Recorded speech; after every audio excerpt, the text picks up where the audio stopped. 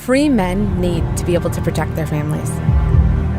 It's really sad to see people hurt, livelihoods destroyed, even homes destroyed, just to make a political point.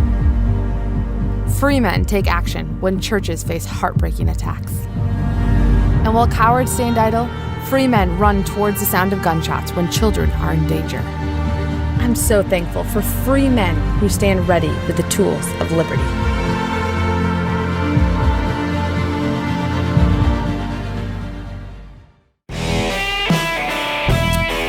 Hey y'all, welcome to Cross Politics on the Fight Laugh Feast Network. Tomorrow we will be getting to the SOTU. What's the SOTU? State of the Union Address. Yeah. Nobody calls it SOTU. It looks like it should be SOTU. It's like I GOP. It's like GOP. Yeah, it's like GOP, SOTU. No one else calls it that. Pastor Toby Talk Knocks, I'm the Water Boy, and our good friend, RedBalloon CEO, Andrew Crapuchettes is in the house. Hi. I always feel like the show goes off the rails when you come. Like Gabe just feels super free and goes absolutely love nuts. it. We and you go with We've him. had a good time for years. For years. We are besties. Yeah, long time besties. Sure. So if you guys haven't noticed, actually go on Fox News. They just did an article on the Yes. Federal suit. on the federal lawsuit. I've had a bunch of interviews already. I'm going on Newsmax tomorrow. Come on, Tucker. I know. Pick it up, Tucker. Tucker has it before him. Yeah. He's thinking about it. He has it before He's him. waiting to see how this show goes. Yeah. He's Red like, Balloon. he's like, yeah. He's like, man, Gabe and Andrew, quite the duo. Yep. I better have him on. Yeah. Dumb and Dumber. Oh man, yeah, but seriously, we mentioned this when the news first broke. Yeah. We made a big deal about it, Yeah. not because we think we're so great or Gabe's the most amazing person in the world. He is amazing, but that's not the reason we're making a big deal about it. We're making a big deal about it because this is God's kindness and His grace to us. That's right. And when God acts to defend His people and to vindicate truth in the First Amendment, God's people should celebrate. We should be grateful for it. Amen. Excited. We should be grateful for it, like Chick-fil-A. I had an interview earlier today. Yeah. And I was, it was actually a local ABC or local CBS out of Spokane. Affiliate. And I was telling him the whole story. And you know, he had heard of it in 2020. Right. I'm not quite sure if he worked for the news station then, but anyways, he had me on and I was telling him the whole story. And then I started talking about Stickergate. Yeah. And I was like, have you heard about Stickergate? And he's like, no. I was like, oh, the story gets dumber. Oh, yeah. And so I started talking about Stickergate. He was like, unbelievable. Yeah. Good. And this guy was a news guy, you know. No, it's nuts. It's so insane. But I mean, to the extent that you're seeing these stories, like you're seeing Gabe's interviews and the story Fox actually and so forth. starting to get out. Like I don't even know if has our local newspaper ran a They story. did. They finally did. But share it. Share it. Absolutely. Share the love because this is God being kind to us, and we want to encourage people: be strong, be brave, be faithful, be courageous where you are. Yep. And we need these people that are crazy to know that they can't keep being crazy. That's right. That's right. Also, not so long ago, the American dream was alive and well. Employees who worked hard were rewarded, and employers looked for people who could do the job, not for people who had the right political views. I think you should read this ad, actually. No, I'm kidding. RedBalloon.work is a job site designed to get us back to what made American businesses successful: free speech, hard work, and having fun.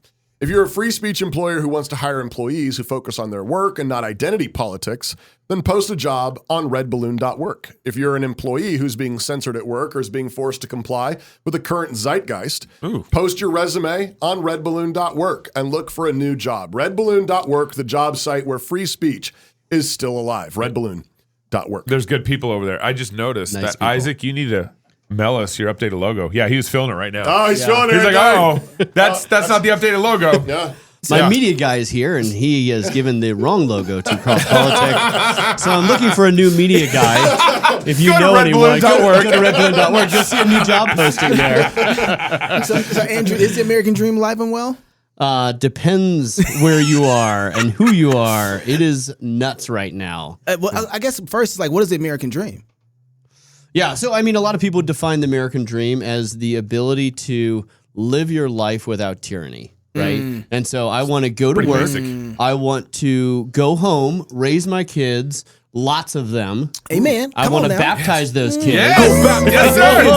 Did I say that? My kind of CEO right here. Right? Yeah. That's the American dream, right? You just want to be able to live your life. And conservatives, I mean, that's what we're really good at, is keeping our head down, just live and let live. We're going to do our thing.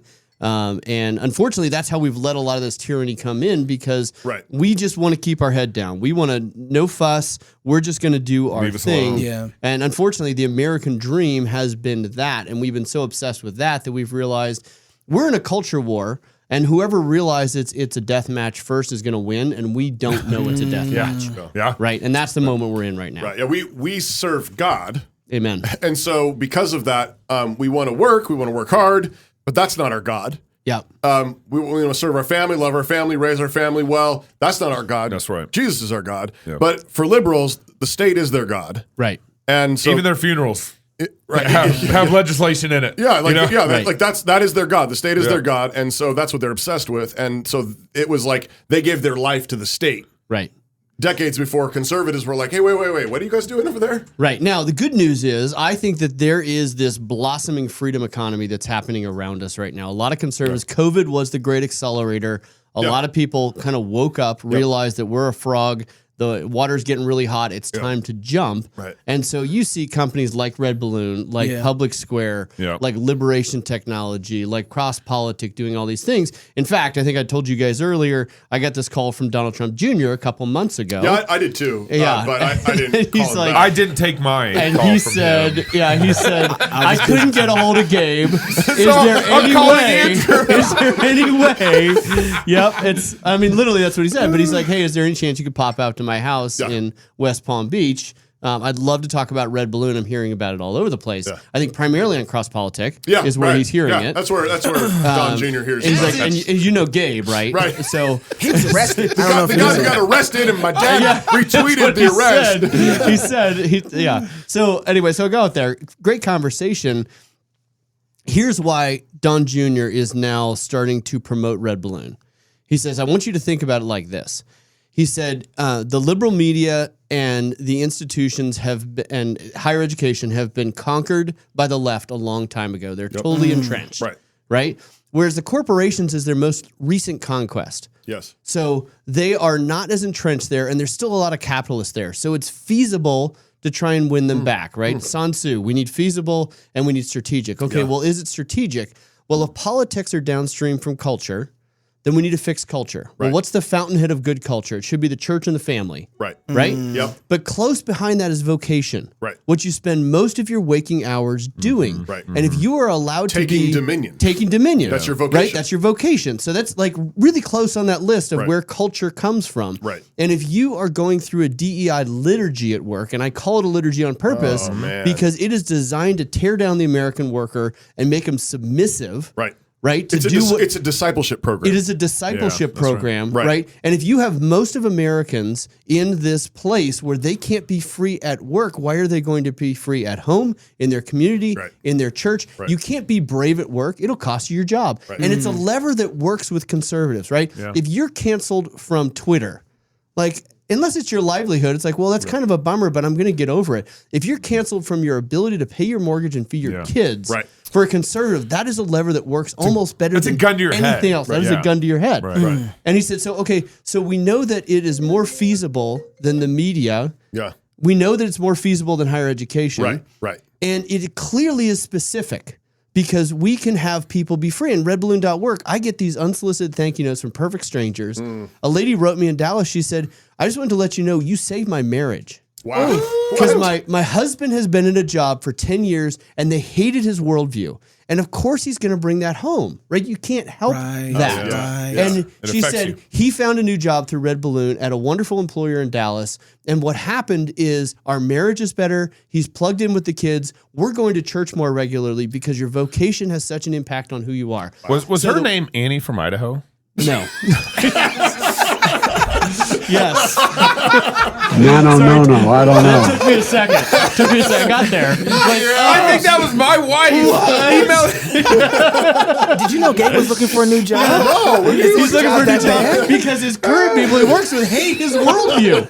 It's crushing. Well, we were going to make him sign a contract that said if he got canceled and demonetized from YouTube again, he was going to.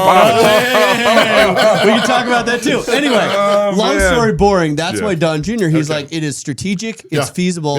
If we can redeem the world of work, it has a disproportionate impact on America. That's good. Right? That's really and good. if we've done this, so Red Balloons help thousands of people find freedom in the workplace. What if it's millions? Right. What does that do for our country? Right. Yeah. And the answer is a lot. Yeah. And so he's like, so I've got about 10 million friends on social media, and I want to start talking to them about Red Balloon. Wow. So I'm like, okay, fine, if you really insist. Okay, you have whatever. So there you go. So, Are you done, Don? I got places to go. So you said something earlier about us being kind of in this death match, meaning that the liberals don't want to lose America, and the conservatives shouldn't want to lose America. that's right. Right? And I think we've been more polarized than we ever had before. Yep. And I think for the longest time, conservatives have thought there's still the kind of neutral ground problem where conservatives think there's some sort of neutral ground. Big time. Yeah. But also, I think we've been naive that we really are in this death match. Like, It is a death match. in the 80s and 90s, I think we were trying to negotiate a peaceful. Yeah, culture war was more like, I don't know, like our Dungeons and Dragons game. Right. We got to stand against this, but I don't know that we've thought of it as a death match. If we lose, what we saw in COVID, that's the preview. That's where the liberals they'll tell you if you can open your church or not. They'll tell you if you can open your business or not. They'll tell you what to wear on your face. They'll tell you if you can go to school or not. That's their utopia. Is the state running everything. And if you look at Hollywood, I don't know if it's the Emmys, the Grammys, I don't really follow those things. Whatever that recent extravaganza was, do you think that's all about death? Right? They are trying to destroy culture. This is not a neutral. Right. This is not a neutral thing. Right? They really want to go after culture, and so we need to see it as a death match, and we need to fight like that. Right. And we need to win back the American workplace, and that's what I'm working on. So why did you tweeted out that you're talking to a lot of small businesses across the country, and you think that 2023 is the year of small businesses? Yeah. And let me unpack that a little bit. Yeah. So job numbers that came out last week, right? We had 11 million unfilled job openings in America for December. All on RedBalloon? Not all of them are on RedBalloon because I don't want all of them. I only have the good ones. Yeah. Oh, so nice. I only have the good ones. So 11 million. And if you're the Fed chairman, you're feeling a little bit like Bill Murray right now, right? Because 1 year ago, we had 11.5 million unfilled jobs. And so the Fed chairman jacks the rates because he doesn't actually understand how economics works. Yeah. And then you see all these headlines about big tech businesses laying people off all over the place. Right. You have 90% of CEOs believe we're going into a recession. And then lo and behold, not only do we have 11 million unfilled open jobs, so we now have 2 open jobs for every worker. And then you get the jobs report later in the week saying that we have, instead of the 190,000 jobs created that everyone expected, 517,000 jobs everyone expected, right? Yeah. So everyone's worried about a recession, and the data is not showing that we have a recession going on, which sounds a little bit like a situation we had 2 years ago where everyone was worried about something and none of the data justified that worry. COVID. And so the last, are you saying the last year we've probably averaged about 200,000 jobs a month? It dips a little bit here and there. Correct. No, and then the job market, January hit and we got 500,000 new hires. 500,000 new hires. You have states like Utah that have 2.2% unemployment. Right. That's incredible. There is so much demand for workers happening right now. And so what happened when you see all these headlines of all the big companies that are laying off lots and lots of workers, Amazon laying off 17,000 workers. Yeah. Well, a lot of those companies got a lot of COVID money. Right. Amazon just was living high on the hog with COVID. Right. And a lot of these big tech companies, and I think they bloated their workforce. They overpaid. I mean, I talked to one employer at my previous employer in the Bay Area who had just offered $1 million to a data scientist as a salary. $1 million for a person because it was a Bay Area top-notch data scientist and they were in a bidding war, so they offered him $1 million salary. Well, that party's now over. They've run out of all their COVID money. People are like, well, how about you actually make the business profitable, like what Elon's trying to do at Twitter, right? So what's going to happen is they're going to get rid of this bloat of workers that they've had, and all these small businesses that have been starved for talent are going to get them. They're going to get them, and they're going to get them at a reasonable price. And so I talked to an IT company on RedBalloon. They have 85 employees today. They want to have 250 by the end of this year. Right. And I'm talking to company after company after company on Smaller RedBalloon. companies. Small companies that are like, we're in boomtown right now because the work is still there. And if we find mission aligned, values aligned employees, we are going to capture that market. Blow it up. Wow. Right? So they're not going to be small businesses for long then. They're not going to be small. But remember, Smaller. Small businesses are defined by less than 500 employees. Right. They're still a small business, right? It's only these behemoths that are starting to get rid of some of the chaff. And I wouldn't even say it's some of the chaff. It's actually they just bloated their workforce. They didn't need that many people. Right. And so small businesses that have been starved for talent. I talked to a PR business in Oklahoma, and they're like, man, we cannot hire fast enough. We would take as many people as you can find. Wow. And so I'm talking to business after business after business. I'm like, it's the year of the small business. Is it only in tech and marketing stuff, or is it just all the way around everywhere? All over the place. It's people doing parking lot paving and parking lot striping that are RedBalloon customers. You know, Louder with Crowder is a big customer of RedBalloon, and they're obviously hiring a lot of people. He's figuring out He's something been right now. in the news a little bit. He's doing some extra work. Y'all want to because he's doing his own thing a little bit. I don't know if you know about that. Well, let's talk about it. Can we? I just wonder. So you saw the whole blowout with the whole situation, right? Oh, yes. You're watching. You're Did a you see our businessman. show where we talked about it? Yes. No, he didn't. Don't do that. I to did. him. I loved it. Why are you trying to make us feel He bad? watched you with Don Jr. Yeah, John Jr. We're in his living room. Cross-Baltic He's watch got party. 2 little beautiful dogs. It was unbelievable. And then we, I know you turned on the show just to see your ad read, and then you turned it off. I know it really happened. Sure. But when you saw that, what was your takeaway on it? What was just knee jerk, like you're watching it, you're like, what just happened? Daily Wire, Crowder. So again, Louder with Crowder is a big customer of RedBalloon. We do not only do we have their job postings on RedBalloon, we do their cultural screening. So we actually do the first interview for all the people coming into Louder with Crowder. No way. So if you want to work for Louder with Crowder, you go through the RedBalloon team, and we're going to reject you if you're not going to be a cultural fit. And they're just thrilled with this. That's why Steven never called me back. Okay. That is, yep. And Wait, you did what? You did what? I applied. Yet again, Gabe applying for jobs to get away from you guys. Andrew screened me out of Crowder. He's like, this is not going to be a good cultural fit. Yeah. You even tried the pig Latin version of Gabe Wrench, and it didn't work. Oh my goodness. Okay, so that's So anyway, we've had a great, interesting organization, and super creative. Is it a little bit like a frat house there? Sure. And so I think there's a fly by the seat of your pants. They're doing great work. I think that so they got enough Gabes over there. They've got enough Gabes. Didn't need me, obviously. But I think that they are looking for freedom, which I like. I think recording phone calls is just not cool. Yeah. Right. But I think he's got some points. If you're going to call them friends. You're going to call them friends. What's his points? His points? Like he thinks that there's a lot of artists or content producers that simply can't actually talk about stuff. So, for instance, we're going to pick on Fox News a little bit. One of the people applying for that job for a showrunner was coming from Fox News. And he says, the reason I want to leave is because we're not allowed to talk about the Bidens at all on my show. Okay. He's running a high-level show at Fox News. We are not allowed to talk about the Bidens just because we are told from the upper-ups they're not allowed to. So I think here's an example of someone like they're trying to be cool, right? And I we've got so much good content coming out of Daily Wire, but I do think that there's a desire to be cool and shy away from some topics. Well, that culture is there at the Daily Wire. Whenever Candace Owens can't talk to Kanye West, and she's told not to. They wouldn't let her interview Kanye. Like, is she going to agree with him? Granted, Kanye was on a spiral, he was in a situation with a thing over his head. Netanyahu. Yep. But the cancel culture is. I know. I get it.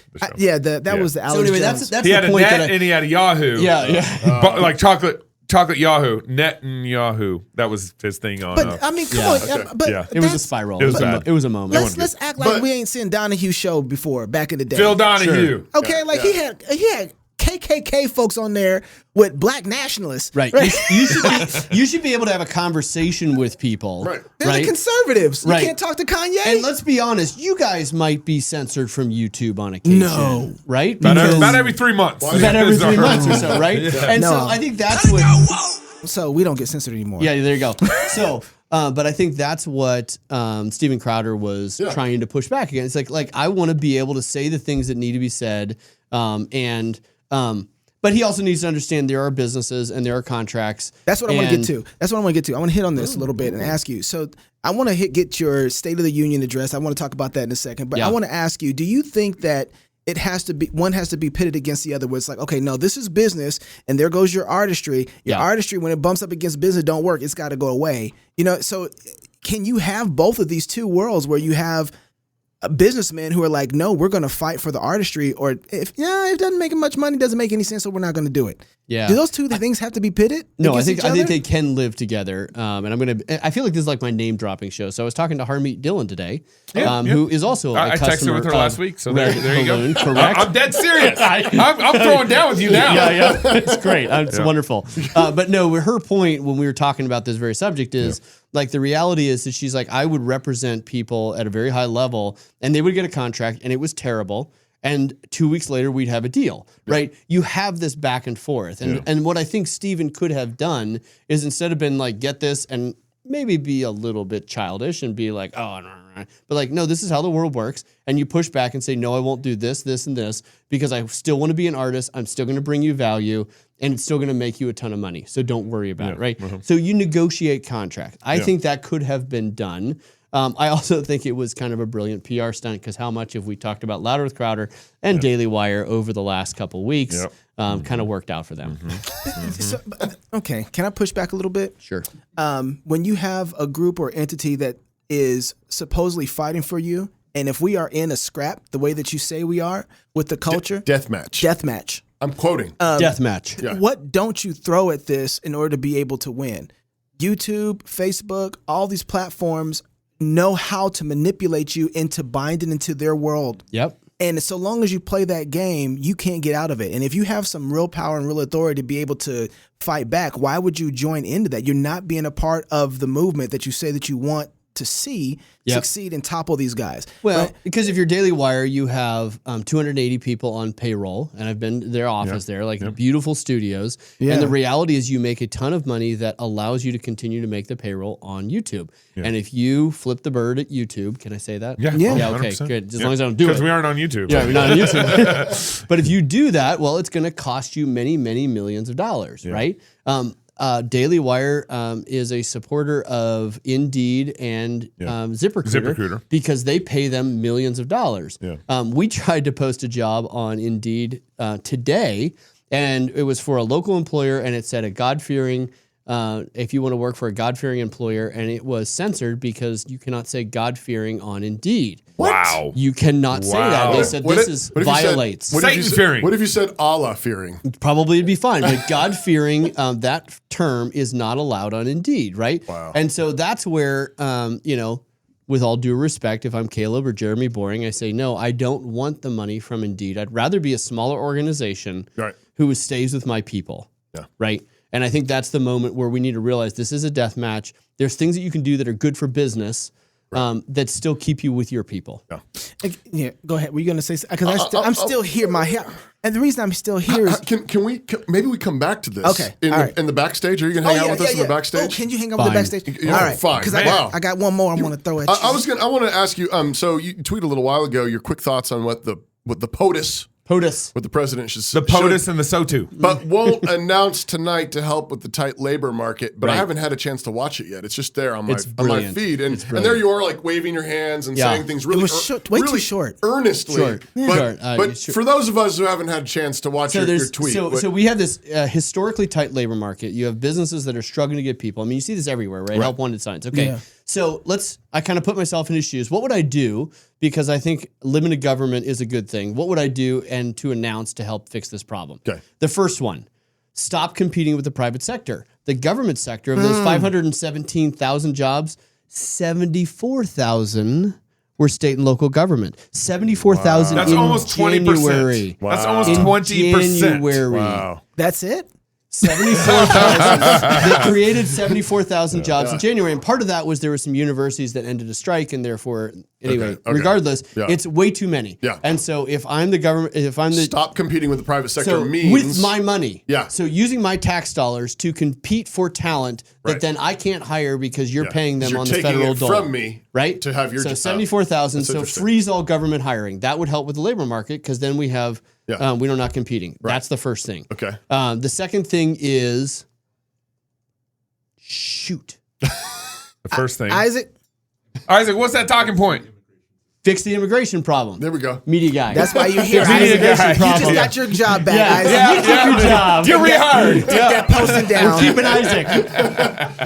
That job posting just went away. How would you fix it? We've talked a lot about this on the show. Fix How would you fix the immigration. immigration problem? I would make immigration legal, and I would do it in a instead of just letting Isn't it everybody already across the. Well, it is so difficult to get an H-1B person from somewhere in the world, and there's a lot of skills and talent, the right talent. H-1B. That's someone from India or Europe who can then do the job. So if I wanted to hire an engineer, and it is an enormous effort. Is to this somebody bring with them a in. college degree?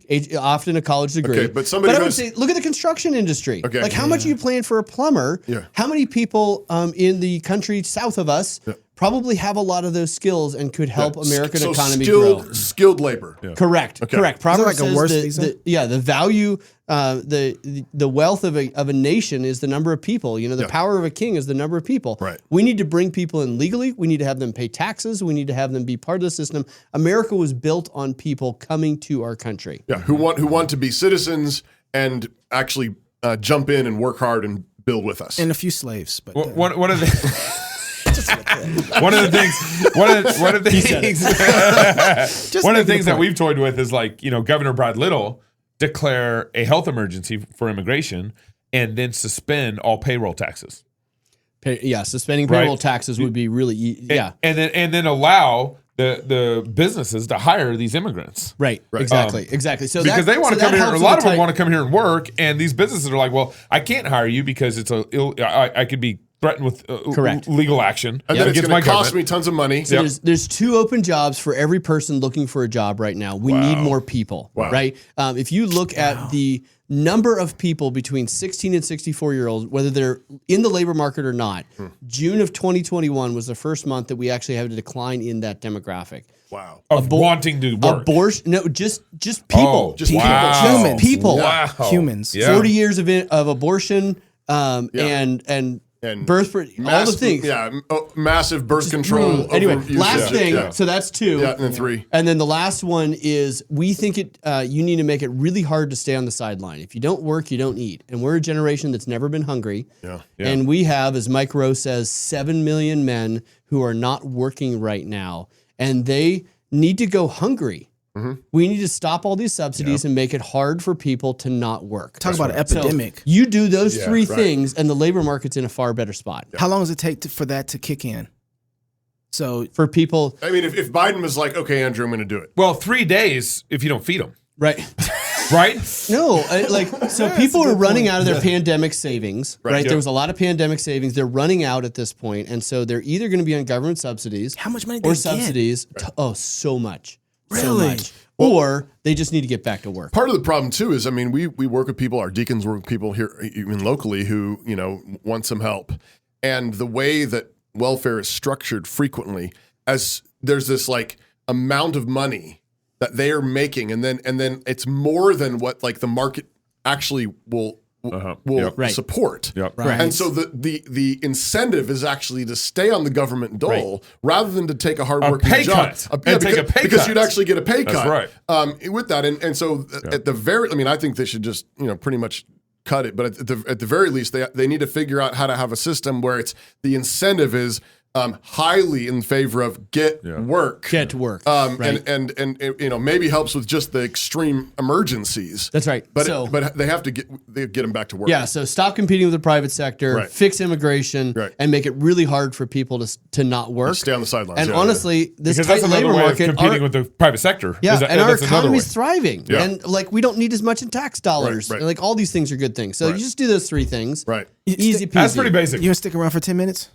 Okay, for you only. Yes, for me. Not for Gabe. Do you have an ad read before we go? Oh, I sure do. Reformation Heritage Books is a publisher and bookseller whose mission is, by the Spirit's grace, to aim for the conversion of unbelievers and equip the saints to serve Christ and his church through biblical, experiential, and practical ministry via books, tracts, and other resources. Reformation Heritage Books is committed to the conviction that the scriptures of the Old and New Testament, as originally written as God's inerrant word, inspired by his Spirit, and therefore are the only sufficient and infallible authority for faith and practice. So you should visit their website today at heritagebooks.org to place your order. That's heritagebooks.org.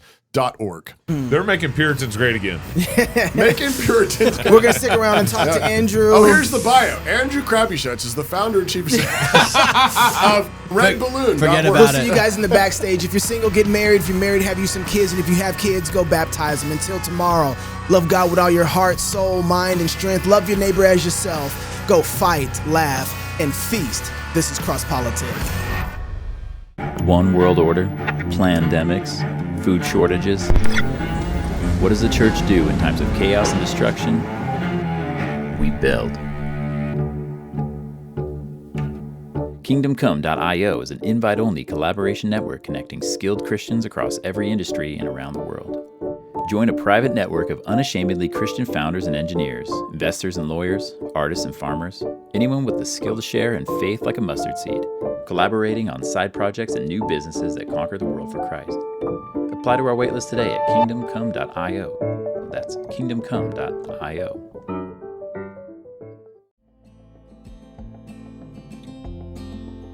This program attracts teachers. The people that we draw tend to be teachers, although not exclusively. But it's not an education degree.